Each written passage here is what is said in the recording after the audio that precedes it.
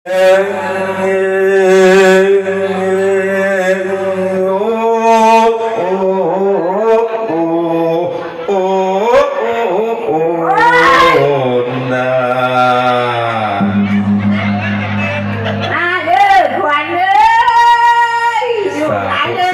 นจังสิทธิกัมมังสิทธิลาภังพระวันตุเมพุทธังประสิทธิธัมมังประสิทธิสังฆังประสิทธิลาโภนะโมพุทธายะโอ้ยบักข้าอยู่ไหนบักข้าไหนล่ะว่าแม่นบักข้าเลี้ยงอย่างไงตั้งเด้อจะไปว่าเด้อเอาบาดีชีวิตบ้านให้ได้บาดีโอพุทธังธรรมังสังฆังนำบาดีว่าแม่นนำธรรมดาพญาแทนคุณแปลงมาให้แต่ฝ่าเอาให้มาหดคนไต่ลุงป่าให้ได้ร่างข้ามมาข้ามป่าธนากูจะสิไปใส่คนถือหวานไก่หายกูจะสิไปใส่คนถือยาไก่หายกูจะสิไปใส่คนพร้อมเหลืองเป็นพญาไก่หายจะสิไปใส่คนถือฝังมูลฝังห้อยไก่หายจะสิไปใส่คนพร้อมเหลืองเป็นพญาไก่หายจะสิไปใส่คนเป็นอมภพอมภาตเกิงขี้ไก่หายกูจะสิไปใส่คนเห็นล่างเห็นหาเห็นห้อยไก่หายครับพระโรคนะครับซับพระไพ่นะครับซับพระเข็นนะครับอุ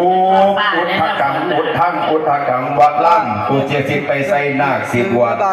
มืออื่นนี่ก็ให้ได้บวช3 พรรษา10 พรรษา20 พรรษาผุนเด้อจะสิไปใส่นาคก็อายุยืนสิไปถึงผู้เฒ่าก็ให้อายุยืนสิไปไทยผู้เฒ่าก็ให้มีแต่ผู้สายตาบ่ดีก็ให้ตาดีเห็นผมคือเก่าสิไปใส่ผมงอกก็ให้ผมดำคือเก่าเด้อสิไปถึงในห้างในใหม่ก็ให้ได้ผัวฝรั่งสิไปถึงผู้เบาหวานความดันไก่สวงให้สาธุสิทธิกิจังสิทธิกัมมังสิทธิลาภังพระวันตุเมเพียง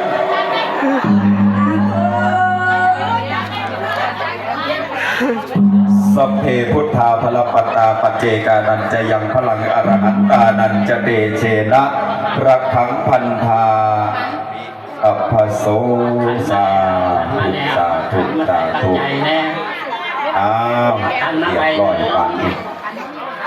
บัดนี้เดี๋ยวจะได้ยับถ้าขวัญออกทางขวามือให้นาคมานั่งทางที่โอกาสต่อไปจะได้เรียนเช่นพ่อแม่พี่น้องผูกคอต่อแขนเพื่อเป็นขวัญเป็นกำลังใจให้กับเจ้าหน้าได้ครับเด้อเดี๋ยวขอปรับพื้นที่จักหน่อยไม่ไงแม่แค่ที่หยังเฮโซจ้า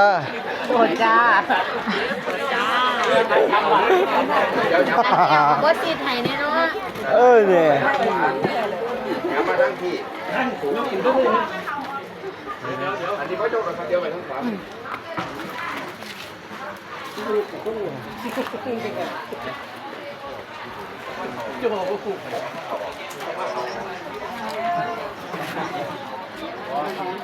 แดงข้าวเขาดันไปข้างหลัง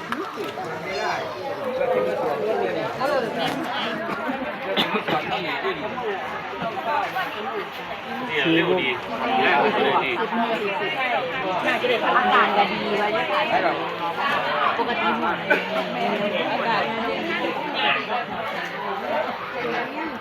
ถ่ายรูปให้พี่หน่อยกินเลยเป็นวันพอ